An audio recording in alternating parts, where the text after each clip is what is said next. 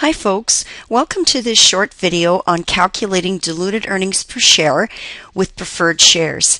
Now in this example we're going to assume here that there were no actual conversions of preferred shares into common during the year, but clearly we are going to have some convertible preferred shares. So I guess the best place to start is that just to understand a little bit about how having convertible preferred shares as part of your equity in the shareholders' equity section of the balance sheet is going to impact your earnings per share calculation. So let's think a little bit about what the impact would be on your EPS calculation. So don't forget, when we calculate a diluted EPS, we're really looking to find the worst case scenario. What if the company converted all of these preferred shares into common? What would be the worst case scenario or the lowest amount we could have for diluted EPS or for earnings per share, also known as diluted EPS, right? If that happened. So let's look at what the change in EPS would be. Well, first of all, it would be a change in the numerator, and the numerator for any EPS calculation is looking at net income less preferred share dividends, because we're looking at earnings that are available to the common shareholder once the preferred shareholders have been paid what they're owed in the numerator. And of course, the denominator would also change, because if those preferred shares had been converted into common, your WACC would increase, right?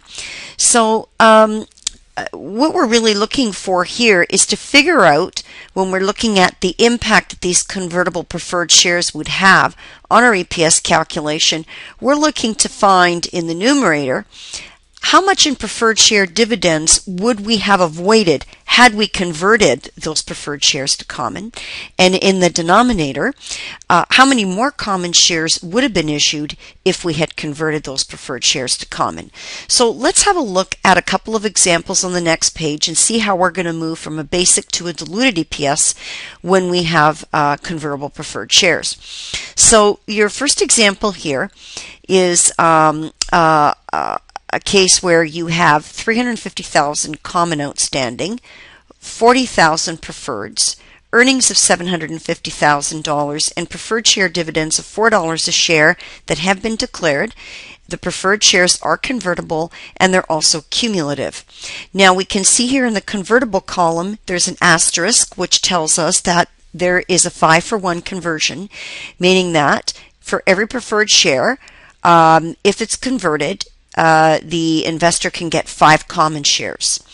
So now the first step would be to calculate your basic EPS, because they haven't given us that here. So what we need to do first is set up the Cascade worksheet, because we're going to include all of the dilutive securities in here that would impact our diluted EPS calculation. So first thing we're going to do is calculate our basic EPS. Now again, we know it's earnings available to common shareholders divided by our WACC, but don't forget our earnings available to common would exclude any preferred share dividends that are owing to the preferred shareholders, and in this case, because the preferred shares are cumulative, we would have to deduct the current year's dividend to the preferred shareholders, whether it was declared or not. It just so happened that it was declared, as you can see here, but even if it wasn't declared, you'd still deduct it from the numerator. So in this case, we know that the dividend is $4 a share, 40,000 shares. So we're going to deduct that dividend from our earnings in order to get $590,000 in earnings after the preferred share dividend is deducted.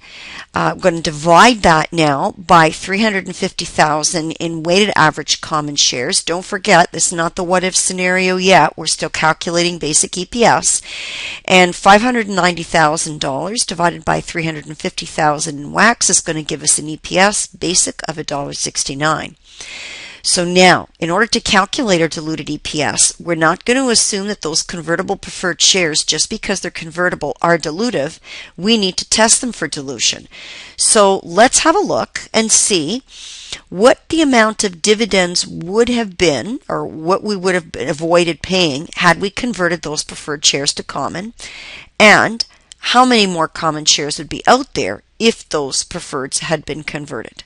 So now, the dividends we avoided, well, we already know here because we would have paid out this year $160,000 in preferred share dividends, which if we had converted to common, we would have only paid out we would have avoided paying out $160,000. Now, what about the change in your WACs? Well, again, we know here that we had 40,000 preferred shares, and each preferred share was entitled to 5 common in the exchange. So therefore, we would have, had we converted them all those preferred shares, had an extra 200,000 shares out there. That would give us an EPS impact of 80 cents a share. That's less than $1.69. Therefore, I am going to include these preferred shares in my diluted EPS calculation. So now what I want to do is I want to complete the Cascade worksheet to include those preferred share dividends that are convertible in my calculation.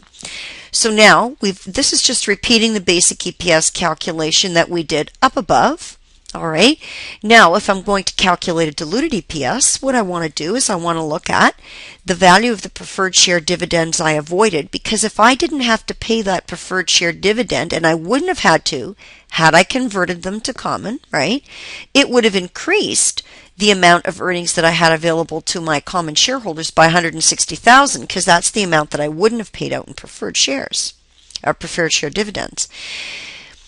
Also, if I had converted the preferreds to common, I would have also had an extra 200,000 shares out there.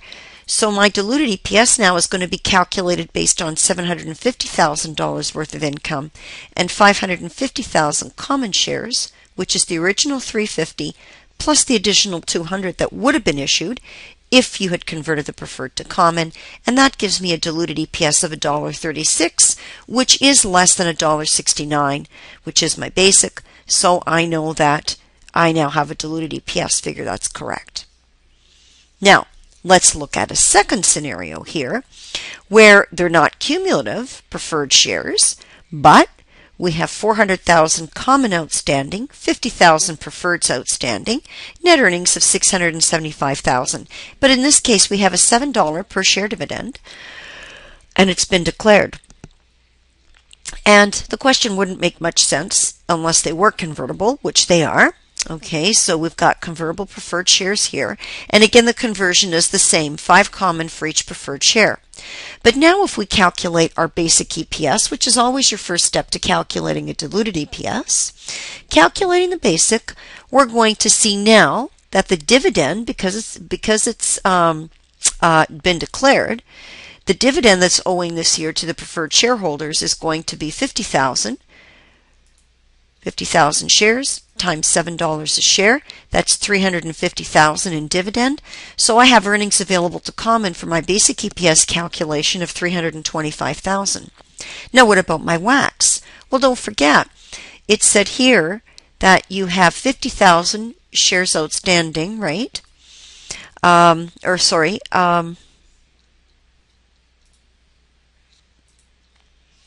It says here that to calculate your WACs, you have 400,000, which makes sense. That's the number of common shares that were outstanding throughout the period. So your basic EPS is going to be 81 cents a share, and we get that by dividing 325,000 by 400. Okay, so now we want to test the preferred shares in this independent case to see if they should be included in the diluted EPS calculation. So let's move forward. Now we know that had we converted those preferred shares to common, we would not have had to pay this dividend, which is a total of $350,000. So that would have increased the earnings available to common shareholders by $350,000. And don't forget, we would have taken all of the preferred shares and converted each of them into 5 common, which would have meant we'd have 250,000 shares in addition to the ones we already have out there, which are 400,000 out in the marketplace. So therefore, the EPS impact is $1.40 per share. Now we can see that that's greater than your basic EPS. So in this case, we're not going to include these preferred shares in there because they are what we call anti-dilutive, meaning that had we included those shares in there, we would have got a diluted diluted EPS, which is greater than your basic EPS. So now, all we need to do here to complete the worksheet is we just state the diluted EPS is in fact the same as our basic, which is 81 cents. But let's continue on with this example. Let's assume now that maybe a student didn't realize or didn't do the test for dilution and said, oh, I got convertible preferred shares. I think they're in there. Let's just put them in the Cascade worksheet and see what happens. Well, hopefully you'd be able to see it there if you made that mistake. Because if you did, what would have happened? You would have added the extra earnings available to common shareholders, because that would have been your 50,000 preferred shares at a $7 dividend per share dividend that you wouldn't have had to pay out. And again, you would have had the extra 250,000 in shares out there. That's because for each of those 40,000, for each of those 50,000 preferred shares, you would get, as an investor, an extra 5 common, right, on the exchange. So therefore, that means we would have had an extra 250,000 shares outstanding, and that would have given you total earnings available to common of 675 and total WACs of 650. And if you did that division, you would find that your EPS was 104. So hopefully you would likely catch the mistake here, since you'd see the diluted EPS is greater than the basic EPS. So this concludes our presentation on calculating diluted earnings per share when we have convertible preferred shares where we've had no conversions during the year.